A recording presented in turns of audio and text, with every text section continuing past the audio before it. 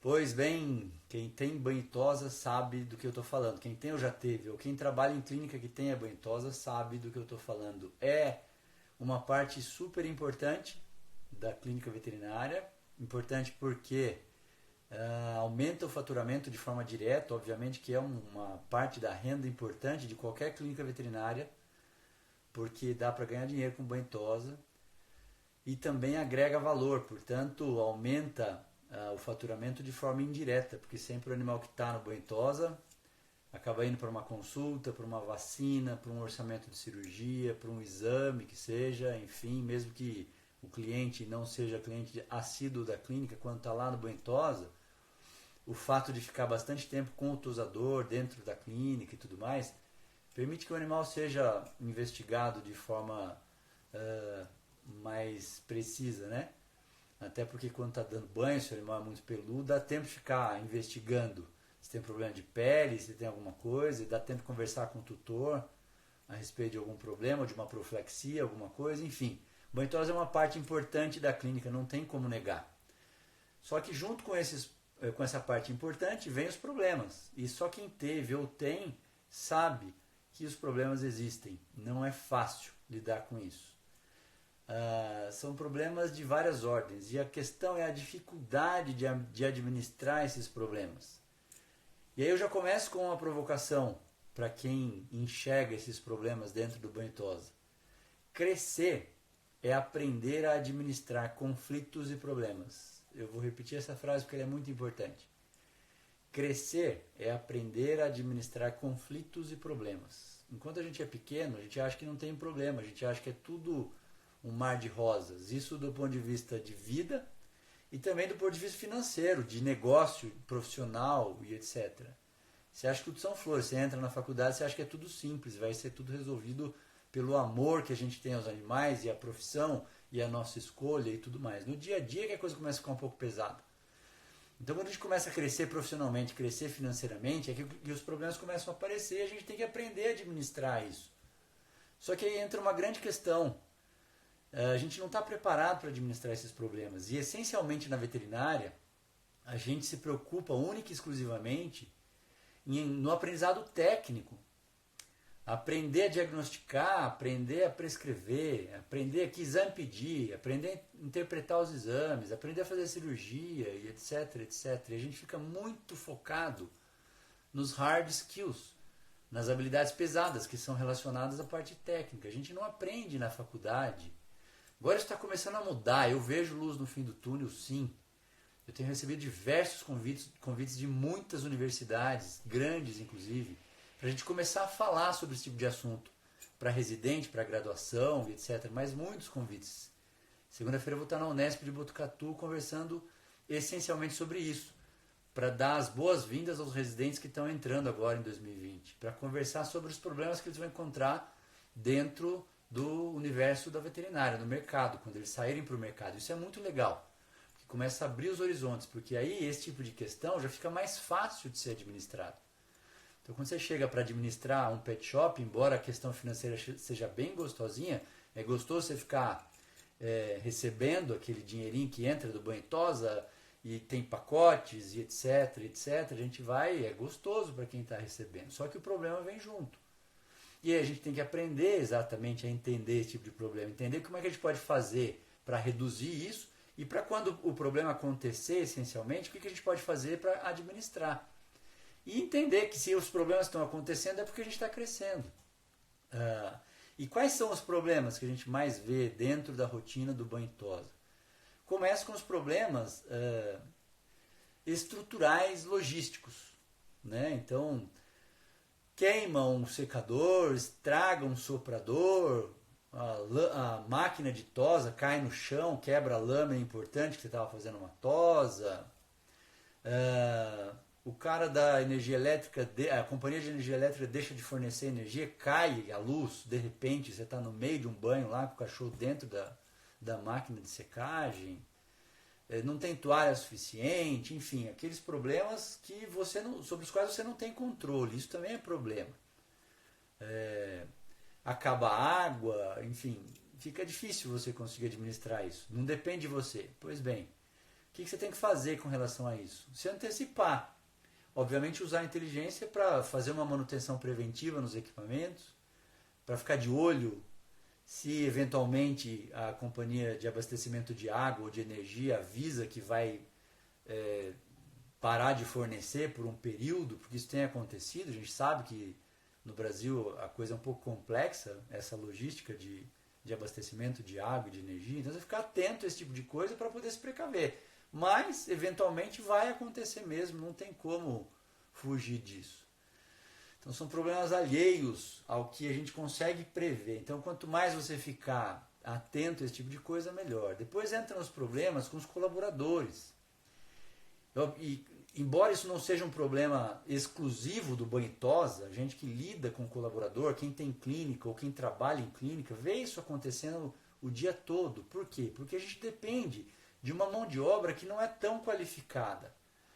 Então, muitas vezes, as pessoas não são comprometidas. Aí, para um tosador, para um banhista, de repente começar a faltar, sem avisar, já aconteceu comigo isso. Isso causa um transtorno logístico, porque a gente tem os pacotes de banhos. Então, os animais dependem. Chegam os animais e o cara não está lá para dar o banho, não está lá para fazer a tosa. O que você vai fazer com relação a isso? Então, coisas que estão alheios à sua vontade. Você tem problema de colaborador, de tosador, de banhista, que chega mal-humorado, pode acontecer de destratar um cliente, ter um problema com o cliente, enfim, o cara está com um problema pessoal, o cara não ser tão cuidadoso com o animal, não tem tanto cuidado com o shampoo, deixa entrar shampoo nos olhos, também já aconteceu comigo na minha clínica. Deixa entrar muita água no ouvido do cachorro, enfim, do animal que está lá, então você tem esse tipo de problema também. Esse tipo de problema a gente tem outras maneiras de administrar. E aí eu vou relatar pelo menos duas. Primeiro, contratação de colaboradores. Quando a gente está contratando colaboradores hoje, a recomendação que a gente dá, que eu dou nos treinamentos em clínicas e hospitais, é não olhar somente para as habilidades técnicas, não olhar somente para o currículo do cidadão. Ah, ele fez curso de tosa, ele já trabalhou em tal lugar, ele sabe tosar uma raça específica igual ninguém. Isso é habilidade técnica, é o que a gente tem chamado de hard skills, as habilidades pesadas. Então isso vale para todos os níveis de colaboradores dentro da clínica, mas especificamente dentro do banho e tosa, o tosador.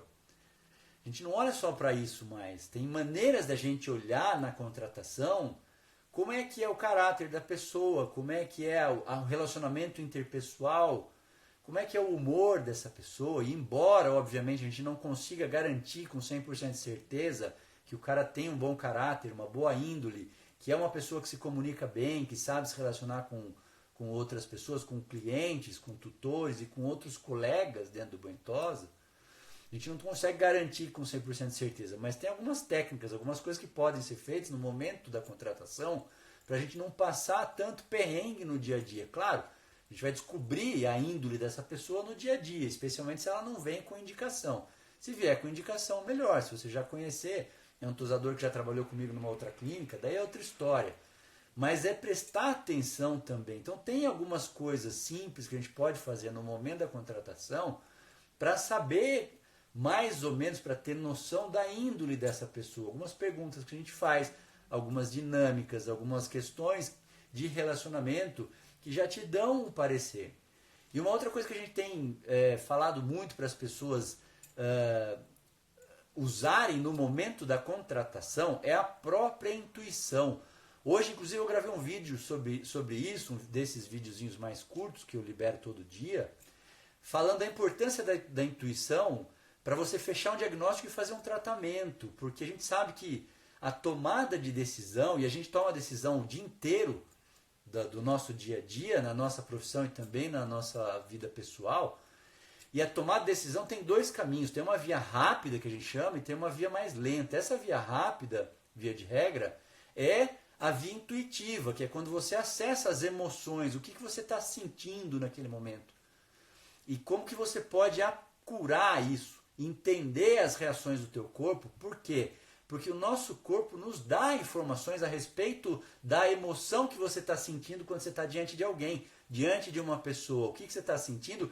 E por associação, o cérebro vai mostrar, vai te falar, ele vai te alertar. Isso é coisa boa, isso não é coisa boa. Obviamente, nada na vida a gente tem 100% de certeza. Mas à medida que a gente vai entendendo o nosso processo intuitivo, entendendo as nossas intuições, fica mais fácil para a gente tomar uma decisão clínica, fica mais fácil para a gente tomar uma decisão de contratar ou não uma pessoa, porque às vezes a gente não ouve a nossa intuição, a gente até ouve, mas vai contra a intuição no momento da tomada de decisão e depois a gente acaba se arrependendo. Quantas vezes isso acontece na nossa vida, tanto no aspecto pessoal quanto no aspecto profissional.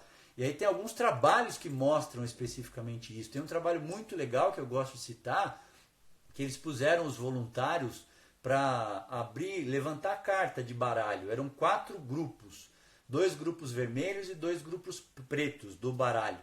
Então eles tinham um dinheiro lá fake, de brincadeira, de papel, e o jogo era simplesmente eles abrirem determinada carta e dependendo do valor que tivesse lá, eles iam receber uma parte em dinheiro ou eles tinham que pagar. Então era um jogo de perde e ganha, dependendo do valor da carta. O que eles não sabiam, os voluntários que participavam do processo de pesquisa, é que ao abrir as cartas vermelhas, que era um campo minado. Então, assim, abriu a carta e diz, recebe $50. A outra vermelha que ele abre, ele perde $200. Então ele ficou num déficit de $150. E todos os 2 grupos vermelhos, eles sempre iam perder. E nas cartas pretas, eles iam ganhar pouco, mas sempre iam ganhar. Então, a ideia do projeto de pesquisa era a seguinte: quantas cartas eram preciso eles levantarem para eles poderem perceber que os grupos vermelhos não deveriam ser abertos, porque era um campo minado. Eles começaram a perceber isso racionalmente ao levantar 80 cartas, quer dizer, bastante.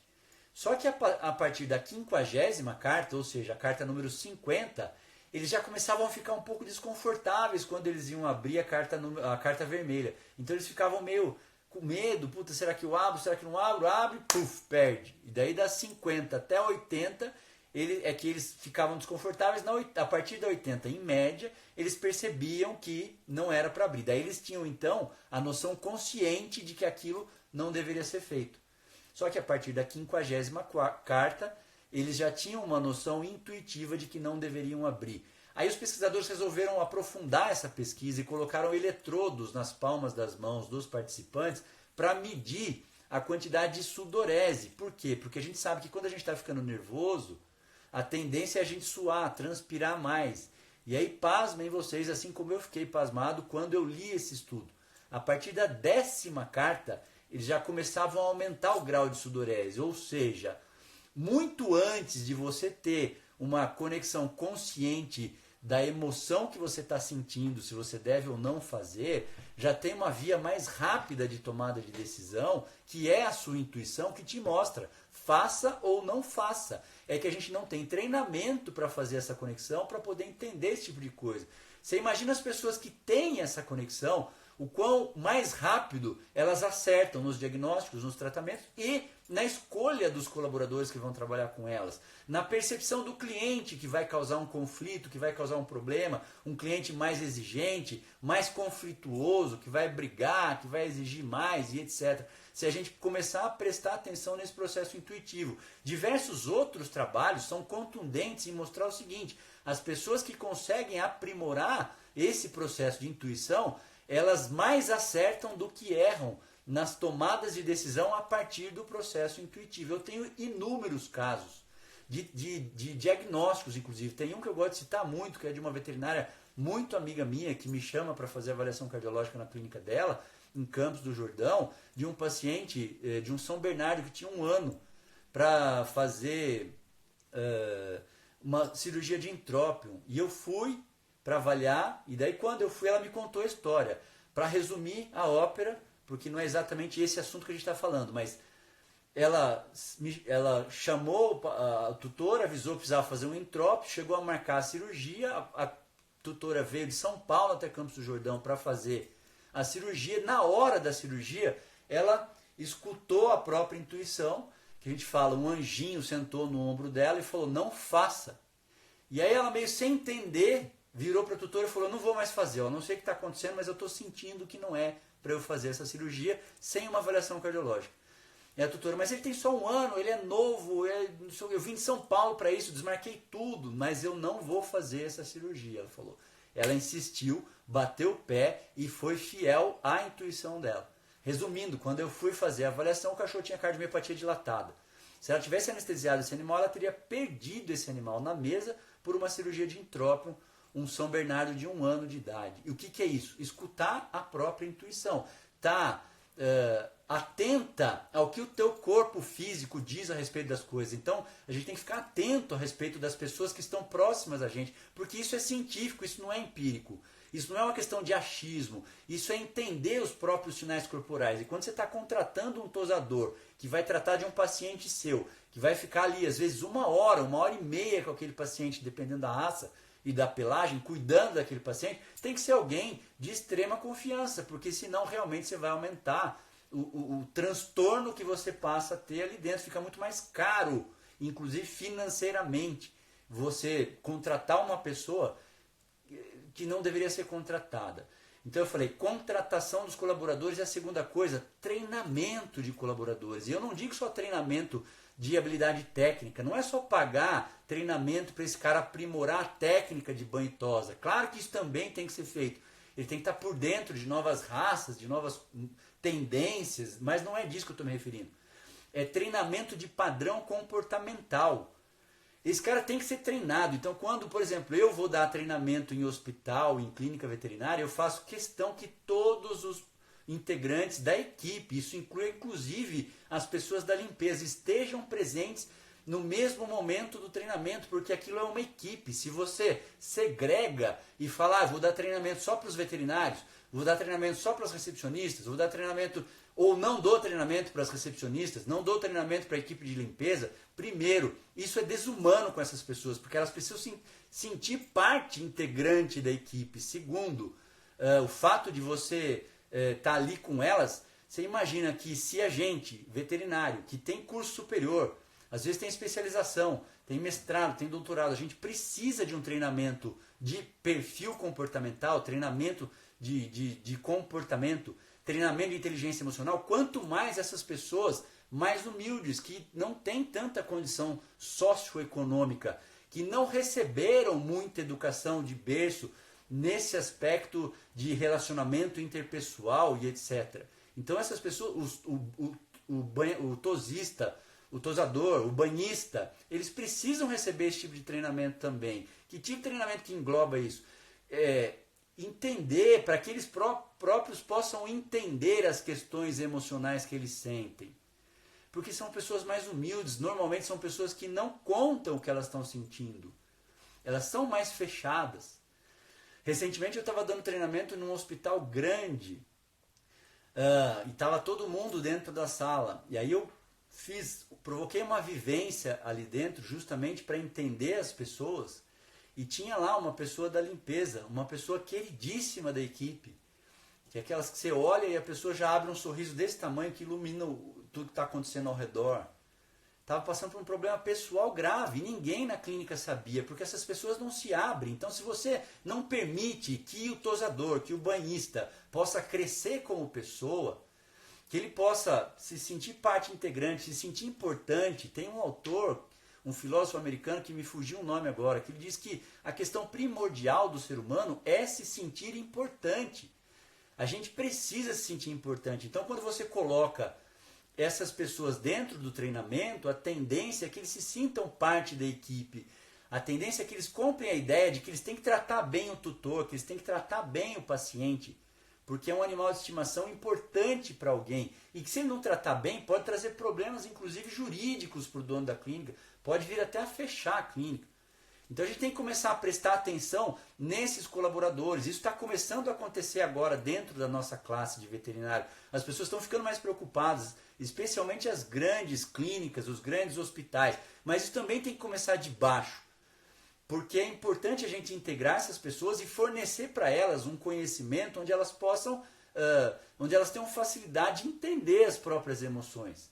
O que eu sinto interfere no que eu faço. Isso vale para todo ser humano. O que eu sinto interfere no que eu faço. Então, se um tosador não está bem num dia, se ele está passando por um problema pessoal com o filho, com a esposa, com a mãe doente, ou ele está doente e ele não fala, obviamente que isso vai refletir no trabalho dele ali que ele está fazendo. E às vezes o dono da clínica não está nem sabendo que ele está passando por esse problema. Só pega o que está de errado, daí vai lá e massacra o cara, sem nem saber o que está acontecendo da vida pessoal desse cara. Então quando a gente fala em resolver problema, em ganhar mais dinheiro e ser mais valorizado como veterinário, tem que ser todo mundo junto, é o que eu sempre venho falando nessas lives. Sozinho a gente vai mais rápido, em grupo a gente vai mais longe. Fica um negócio mais sustentável quando você então integra essas pessoas. Isso é muito, muito importante. Então eu me referi aos problemas logísticos e estruturais, quando estraga algum problema, tem falta de abastecimento de água, ou de energia, ou de um produto, etc. Falei do problema do colaborador e dei as indicações do que deve ser feito para a gente minimizar, ou pelo menos a gente conseguir se antever quando dá esse tipo de problema. E aí entra o terceiro tipo de problema, que obviamente é o que mais preocupa todo mundo, que é o cliente, é o tutor.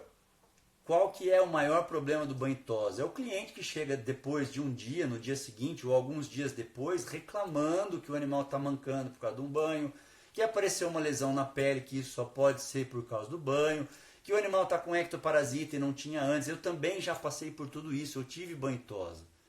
Eu passei por todos esses problemas, eu sei a dor de cabeça que é, a gente fica olhando para o tutor e a gente não tem formação. Na época eu não estudava ainda desenvolvimento humano, inteligência emocional, então algumas situações eu consegui lidar com maior propriedade pela minha bagagem de vida, pela minha bagagem espiritual, mas eu ainda não tinha uma formação importante técnica para isso. Hoje eu consigo entender que em outras situações eu deixei de conduzir da melhor forma porque eu também não sabia como conduzir isso. E é isso que eu estou querendo transmitir aqui para vocês, que tem clínica, que tem hospital e que tem problema com banho e tosa. Se você tem banho e tosa na sua clínica, eu garanto duas coisas. Você ganha dinheiro com ele e você tem problema com ele. Por quê? Porque envolve pessoas. Aí de novo a gente está naquela questão que eu vi outro dia, eu dei outro print, todo dia quase eu vejo postagem de veterinário falando que eu gosto dos animais e não suporto o ser humano. De novo eu vou repetir e pedir para vocês, se você postou isso, tira, exclui essa publicação. Se você curtiu isso na publicação de alguém, descurta. Se você comentou apoiando, nossa, é isso mesmo, eu odeio o ser humano e amo, descurta isso, porque isso é de um analfabetismo emocional sem precedentes. Ah, mas é o tutor que... É o tutor, isso mesmo, é ele que dá problema, mas você depende dele, não faça uma coisa dessa. As pessoas veem rede social. E outra coisa, é a mesma coisa que você assumir que você não consegue se relacionar com alguém que contesta o que você está falando. Você só consegue se relacionar com quem concorda, abana o rabo para tudo que você fala, ou ronrona o dia inteiro para aquilo que você está fazendo. A gente precisa desenvolver habilidades, as competências socioemocionais para lidar com esse tipo de problema. Aí eu vou citar uma questão óbvia para vocês. Talvez, quase certo que todos aqui na sala já tenham ido num estacionamento de um hotel grande ou num lava-rápido grande. No momento que você chega e para o carro, que o manobrista chega, o que é a primeira coisa que ele faz? Um check-in. Ele circula o seu carro inteirinho e vai anotar ali num papelzinho. Tem riscado aqui, tem arranhado aqui, tem uma batidinha aqui, aqui está descascando a pintura e aqui está quebrada a lanterna. E chega para você, o senhor poderia assinar, por gentileza? Por que esses caras fazem isso? Pela razão óbvia, porque o dono desse estabelecimento também ficou de saco cheio de cliente que deixava o carro lá e que voltava falando, o teu manobrista bateu o meu carro, o teu manobrista arranhou o meu carro, o teu manobrista quebrou aqui a lanterna, minha lanterna traseira. E aí ele não podia provar, e daí ficava aquela discussão. Então até que ele descobriu algum jeito prático, lógico e jurídico de falar, o que você tem de batida de arranhado está aqui. Onde eu quero chegar com isso? Quero chegar que a gente não pode deixar de anotar tudo do animal quando ele chega no seu banho e tosa. Isso é uma forma de você se precaver. Não tem outra forma. Aliás, só um parêntese aqui. Você percebe que isso também, então, é um problema de outros setores, que não é só uma exclusividade, um privilégio nosso da veterinária, porque muitas vezes a gente se considera privilegiado. É só na veterinária que a gente tem esse tipo de problema, essa encheção de saco, eu não aguento mais, eu quero chutar tudo, e etc, etc. Outros setores também têm esse problema, só que as pessoas que querem crescer, inclusive financeiramente, elas desenvolvem meios para administrar esses problemas, e é disso que eu estou falando hoje para vocês. Existem maneiras de você se precaver desse tipo de problema. O que você consegue controlar, haja onde você tem controle. Vai ter coisa que vai acontecer que você não tem controle, mas isso vai acontecer em qualquer nicho de mercado, não adianta. Então, eu vou dizer uma outra coisa para vocês, prestem atenção. Aí entra um pouco do perfil comportamental de cada um. Por quê? Porque problema a gente vai ter. Agora, a gente precisa desenvolver competências socioemocionais. Trocando em miúdo, a gente precisa aprender a desenvolver inteligência emocional para poder lidar com esse tipo de problema. Então, o que eu consigo resolver de forma logística, jurídica, perfeito, eu vou fazer assim. Primeira coisa, então, uma planilha para o cara assinar. E daí você tem que ter, de novo, um treinamento. Você tem que ter um colaborador treinado. Seja o seu tosador, seja a sua recepcionista que vai receber esse animal para banho e tosa, ou seja o seu motorista, porque eu escuto assim, muita gente falando quando eu estou falando desse assunto. Ah, mas não dá porque eu tenho o taxi dog para ir buscar o carro, eu tenho para ir buscar o cachorro na casa, e aí o cara não consegue fazer. Por que ele não consegue? Se ele vai parar para botar o cachorro lá dentro, ele tem que conseguir, você tem que arrumar um jeito, porque é mais barato emocionalmente e financeiramente você treinar o seu motorista que vai buscar o animal, o pet, na casa do tutor, para ele preencher, dar uma prancheta na mão dele. Ah, mas eu já tentei fazer isso e não dá porque ele não para, porque é corrido. Então é uma questão de hábito. Aí como é que você muda hábito? Treinamento emocional. Se você quiser mudar algum hábito em você, não é fácil. Imagina você querer mudar um hábito num colaborador que tem um nível socioeconômico inferior ao seu, via de regra. É mais difícil ainda você mostrar para ele. Não adianta você ficar batendo na tecla. Sabe o que acontece? Daí a pessoa se estressa, daí ela fica falando com o colaborador. Aliás, como tratar colaborador é assunto para uma próxima live, mas eu já estou me antecipando. Quer dizer, a pessoa fica batendo na tecla, mas você tem que fazer, mandei você fazer, e daí vira briga, e daí que o cara não faz. Então existem técnicas para você treinar esse colaborador para preencher, levar uma prancheta na mão e colocar. Ele tem que examinar, tem lesão na pele, tem ectoparasita, ele tem otite, está com a vacina em dia, tem insuficiência cardíaca. Por que tem insuficiência cardíaca? Porque, pelo óbvio, se o animal se estressar pelo tempo que ele está no secador, pelo tempo que ele está lá esperando e etc., eu tenho que ter essa informação, você está lidando com uma vida. Ele tem problema neurológico, ele tem epilepsia, ele tem coceira, ele tem diarreia, como é que ele está? Ele tem problema articular, porque eu já tive problema de tutor que ficou batendo na tecla comigo, que era um bacezinho de 12 anos, ele ficou de buscar às 13 horas, foi buscar às 18 horas, o cachorro ficou latindo o dia inteiro, tinha bico de papagaio, tinha osteófito e tudo mais, e aí o cachorro ficou claudicando no dia seguinte, ele disse que foi porque o cachorro foi maltratado no meu banho e tosa. Se eu não tenho tudo gravado, que é outra questão de banho e tosa, isso eu considero que já seja óbvio, tem que ter câmera dentro do banho e tosa, você tem que ter acesso a tudo que acontece lá dentro, porque no momento que você está sendo, como é que fala, acusado de que o animal teve maus tratos, hoje é seríssimo esse negócio, então sim, você tem que se precaver, tem que ter câmera, e aí tem que ter lá tudo preenchido com todas as questões, inclusive osteoarticulares, de todos os sistemas, que o cara pergunta para o tutor e depois o tutor ou o responsável, porque às vezes é um empregado que vai levar para a clínica ou que entrega na porta, ele tem que assinar lá. Isso não tem por onde escapar mais, porque senão a gente pede para ter problema, porque você sabe que vai ter esse tipo de coisa. Ou porque realmente acontece e você não tem controle completo sobre os colaboradores que estão lá no banho e tosa, obviamente que enquanto o banho e a tosa estão sendo feitas, você está fazendo outra coisa. Presume-se que você está fazendo uma cirurgia, uma anestesia, ou que você está vacinando um outro animal, e você não tem controle completo do que está lá. Então você tem que ter esse controle por outras vias, pela filmagem e pela anotação. Então pode acontecer de fato, se o tutor fez e você não ficou sabendo. Você pode lidar sim com tutores mal intencionados, é a pessoa que chega lá e aproveita, e começou a mancar depois do banho tosa, é por causa do jeito que segurou, é porque fez. Tá aqui, ó, a senhora me disse quando o animal foi admitido que ele não tinha problema nenhum, ou que ele tinha algum problema, ou o meu funcionário anotou aqui na observação, antes da senhora assinar, do senhor assinar, que ele já apresentava algum tipo de coisa. Então, tudo isso tem que estar documentado, não adianta. E aí entra a questão, precisa criar hábito. Hábito, não adianta você fazer isso 99 vezes certinha, não fez na centésima. Se na centésima dá problema, e se o problema for grave, você fecha o banho e tosse, você fecha a tua clínica. Então essas certificações que a gente escuta falar, ISO 9000, 9002, 10.015, 20.000 e tralalá, o que é isso? É procedimento. Todas as condutas têm que ser exatamente idênticas. Então o animal chegou para o banho e tosa, para ser admitido.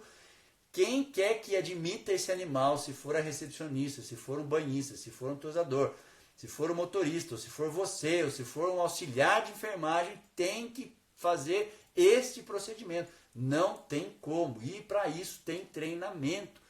Não adianta depois você se pegar na porrada com um colaborador que não fez o que devia ter feito. Não adianta você brigar. Porque é dessa forma que funciona.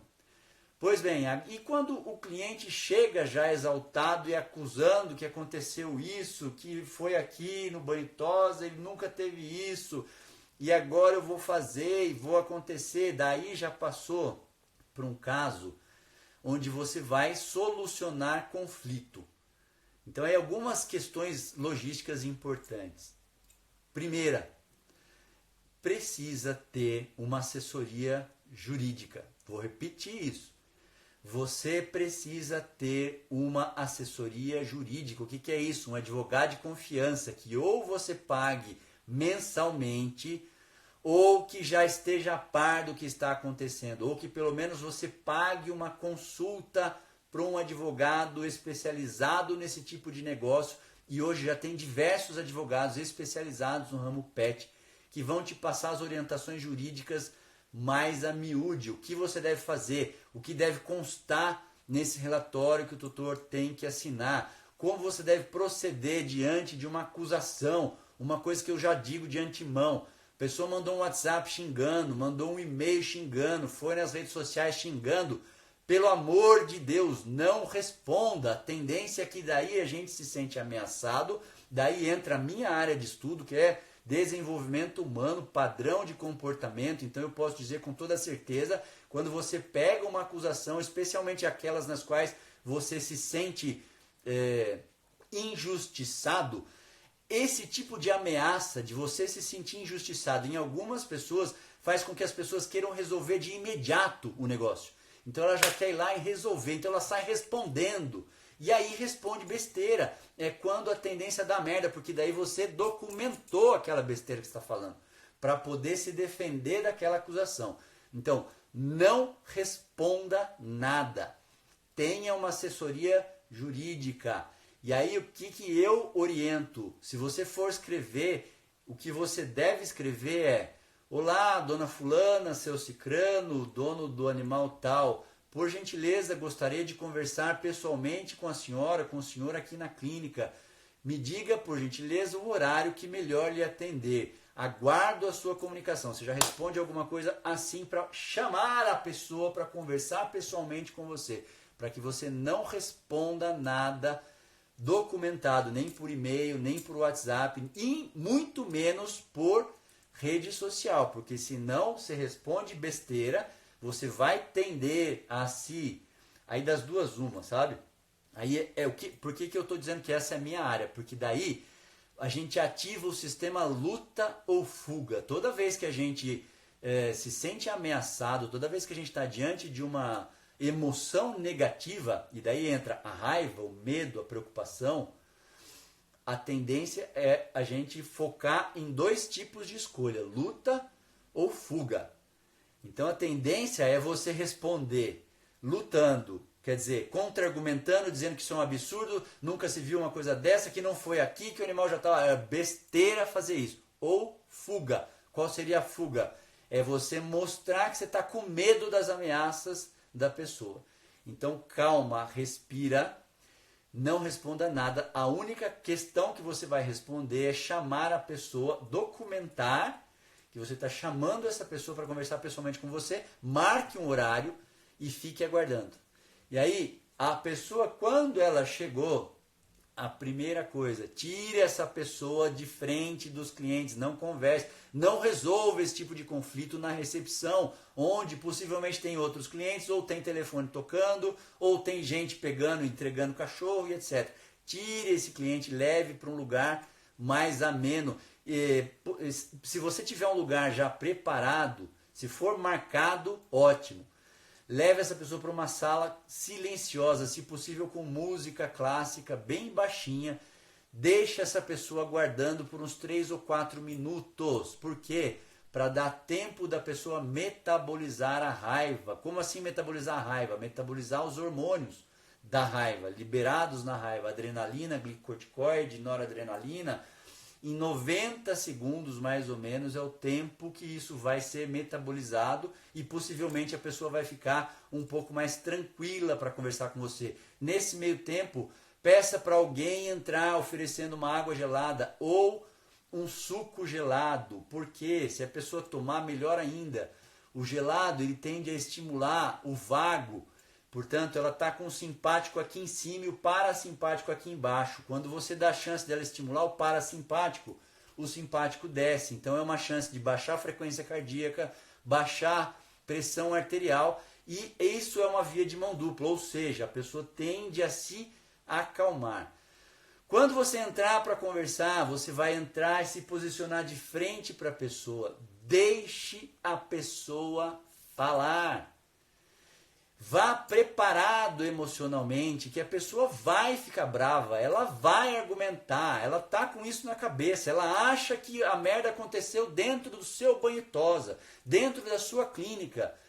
Não peça calma para essa pessoa, em hipótese alguma. Aliás, isso vale também para discussões conjugais, para discussões com amigos, discussões com pai e filho, etc. Não se pede calma para quem está nervoso, porque a pessoa que está em fúria, ela está com o sistema límbico emocional a toda a prova. Ela não está conectando o sistema racional, o neocórtex. Ela não está conectando, quer dizer o quê? Ela não está evocando sinapses ali, onde ela consegue pensar sobre o assunto. Ela está com a emoção à flor da pele. Quando você diz para alguém que está nervoso, calma, você está pedindo para ela evocar o córtex pré-frontal esquerdo. Ela não vai evocar o córtex pré-frontal esquerdo neste momento porque você está pedindo.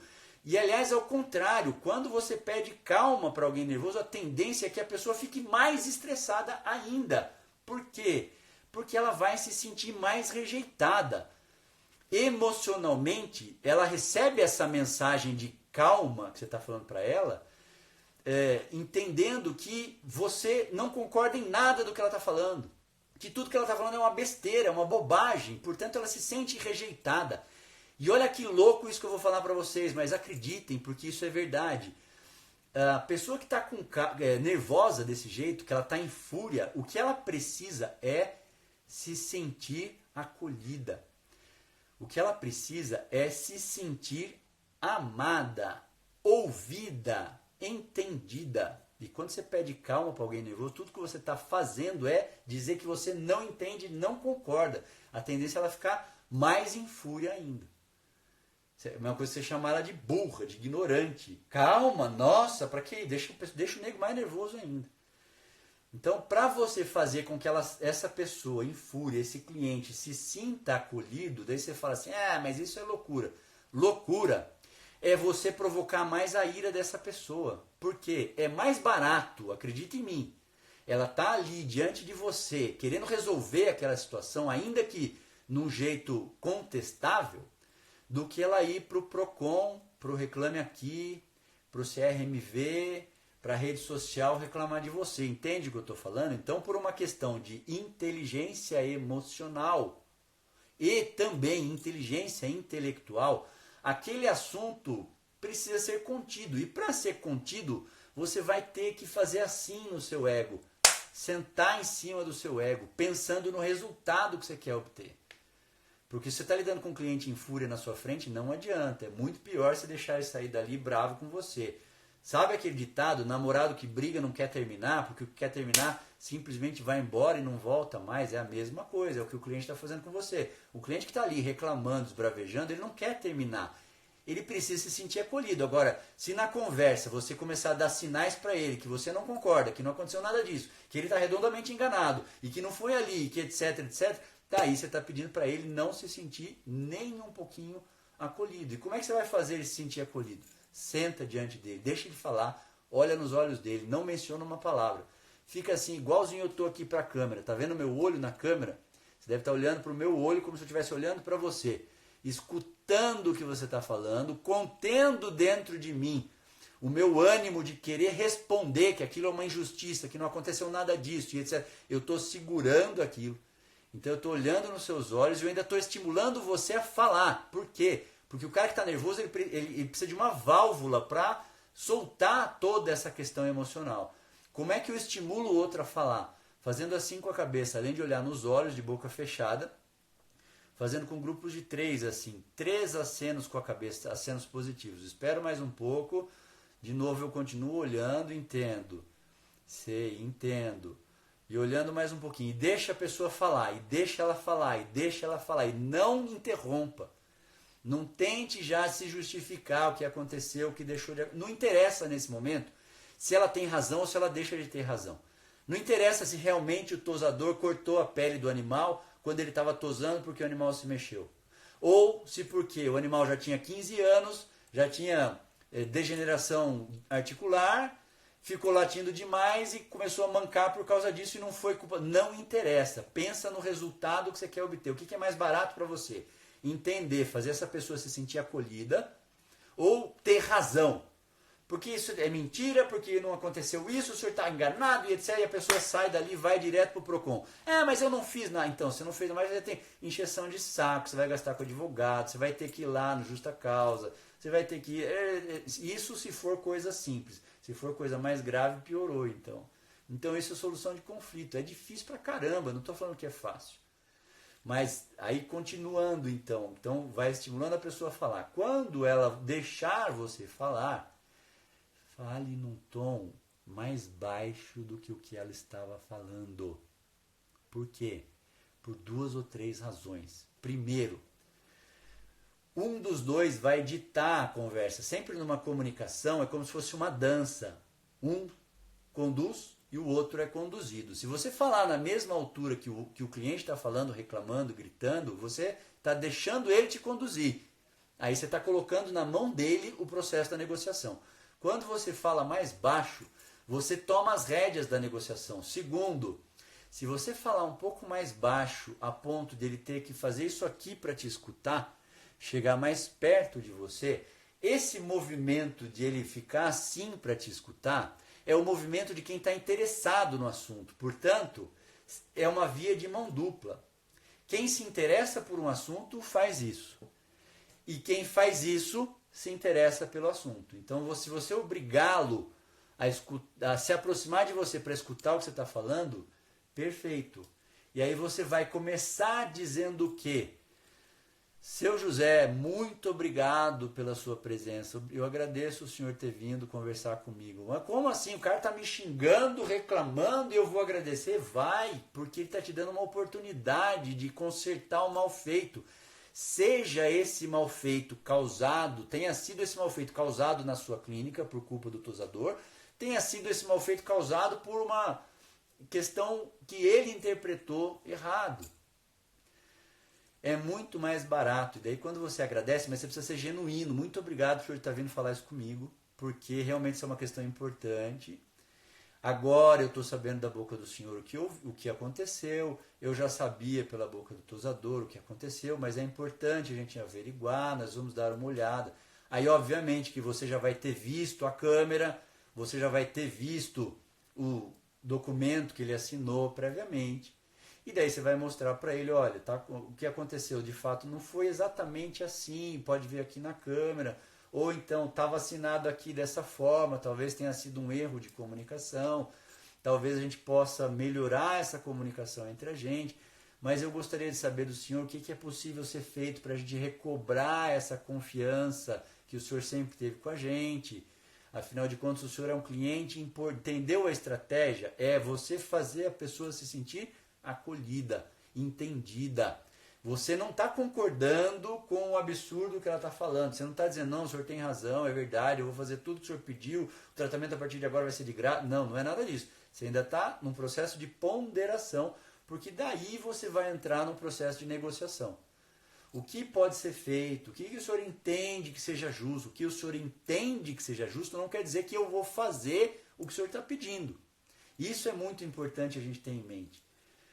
Por quê? Porque é mais barato negociar desse jeito. Não se trata daquela frase antiga do marketing de o cliente tem sempre razão. Não tem. O cliente não tem sempre razão. Se o cliente perde o respeito, se ele tem uma coisa é ter um surto emocional e depois recobrar a consciência, puta, desculpa, me alterei. Outra coisa é ameaçar de fato. Ele não tem sempre razão. Então, essa é uma questão que você tem que ter com você. Você está ponderando para resolver aquela situação da melhor forma, porque é mais barato fazer isso, porque você está pensando no resultado, do que ele eventualmente sair dali e ir para algum órgão de fiscalização, ir para algum órgão de reclamação, botar você em rede social, ah, mas é calúnia, se ele fizer isso comigo... Cara, desculpa, mas a dor de cabeça não vale você fazer isso. Agora, o importante é o seguinte, você vai me dizer assim, ah, mas isso é foda de fazer. Não, é muito foda, não é pouco foda, é difícil. Você tem que ter um equilíbrio emocional muito grande, você tem que focar muito no resultado do que você está esperando, do que é mais barato acontecer. Eu posso dizer para vocês de carteirinha, na minha clínica, hoje eu não tenho mais clínica, mas eu tive clínica por 15 anos e tive banho e tosa por 15 anos. E também nas assessorias e nos treinamentos que eu dou, muitas vezes durante o treinamento acontece algum evento que eu sou chamado para interferir no processo de resolução do problema. Olha, se não 100% das vezes, mas 99% das vezes, se você tem alguém que seja ponderado nesse nível ali, você consegue resolver a situação. Porque a pessoa que chega lá gritando, brigando, ela só quer ser entendida, acolhida. De novo, não quer dizer que você vai fazer tudo o que ela está exigindo. Ah, agora vai ser tudo de graça, porque eu sou procuradora do Estado e agora você... Ah, com carteirada, daí mudou de figura. Então, peraí, daí mudou de figura. Então, você precisa ter uma assessoria jurídica para isso, porque tem coisa que não sou eu que vou te orientar, é o advogado que vai te orientar. E eu também já precisei de assessoria jurídica em alguns momentos com alguns clientes que me ameaçaram inbox pelo Messenger com coisas que eu sabia que não tinha sido culpa minha, não era nada, mas que eu precisava resolver aquela situação. Segui as orientações do advogado, que era um advogado de confiança, e aí deu certo e resolveu. Agora você fala assim, por isso que eu odeio banho e tosa, por isso que não sei o quê, por isso que isso, por isso que aquilo. Então, você tem dois caminhos aqui. Se você perceber, não, isso não é minha praia, eu não aguento mais isso, é um caminho a ser tomado. Não tem nada de errado com isso. Você pode fechar o banho e tosa, você pode procurar outra coisa, você pode deixar de atender esse tipo de coisa, tá ok. Só que você tem que ponderar que você também vai deixar de ter aquele recurso financeiro que entra com o banho e tosa. Não tem certo e errado nessa conduta, tanto que eu fechei meu banho e tosa. Eu fechei a minha clínica quando eu percebi que o meu talento, que a minha missão era de fato ensinar outras coisas e ajudar a veterinária com essas questões de treinamento, de inteligência emocional, desenvolvimento humano. Está tudo certo. Não tem julgamento de valor aqui. Está certo ou está errado fazer isso. Agora, Não, eu quero continuar porque eu gosto disso, essa é realmente a minha praia, eu quero ter clínica. E o banho-tosa é uma parte, é uma ferramenta financeira importante, porque agrega valor, etc, etc, mas eu não aguento os problemas. Então você precisa buscar urgentemente por um treinamento de inteligência emocional. Alguma questão que vai te ajudar a lidar com esse tipo de coisa. Um treinamento de equipe, um curso de imersão, um curso online, qualquer outra coisa que você vá decidir o que é melhor para você. Porque, de novo, o que eu tenho dito muitas vezes isso, e vou dizer mais uma vez hoje, porque esse assunto é importante com relação a isso. A gente tem a humildade, o veterinário tem a humildade de perceber que, tecnicamente, a gente não tem formação suficiente para saber de tudo. Então, a gente busca, por cursos de pós-graduação, às vezes até alunos que ainda estão na graduação, terminando a graduação, e já se matriculam em pós-graduação. Ou no curso de aprimoramento, congressos técnicos. Isso, a veterinária já acordou, já está sendo feito. O que está faltando humildade para a gente, ou talvez conhecimento, uma das duas coisas, é entender que a nossa bagagem de vida não é suficiente para nos dar background para saber lidar com esse tipo de pressão dentro do mercado veterinário. Não dá. A nossa bagagem de vida não é suficiente para nos dar ferramenta suficiente para lidar com todas as pressões que a gente lida no nosso dia a dia. Muito trabalho, pouca grana, falta de valorização, conflito com o cliente, conflito com o colaborador, conflito com colegas, falta de ética e etc, etc, etc. A gente não tem ferramenta de vida suficiente para lidar com isso. Então está na hora de a gente começar a acordar e buscar por esses treinamentos. Treinamento de equipe, treinamento de liderança, treinamento de desenvolvimento humano, coaching, terapia, todos os processos que existem para nos ajudar com isso, porque a isso a gente tem dado o nome de soft skills. E é o treinamento técnico hard skills. Então, se eu busco por alguém e falo assim, vou pagar um curso para você me ensinar a fazer cirurgia, vou pagar um curso para você me ensinar a atender cardiologia, vou pagar um curso para você me ensinar a atender dermato, que essencialmente são os cursos de aprimoramento ou de pós-graduação, não tem nada demais. E o que deve ser feito para buscar as soft skills, que são as competências socioemocionais, eu vou pagar um profissional para me ajudar, para me ensinar a lidar com esse tipo de coisa. Como é que eu faço, como é que eu não faço, o que é legal fazer, etc, etc.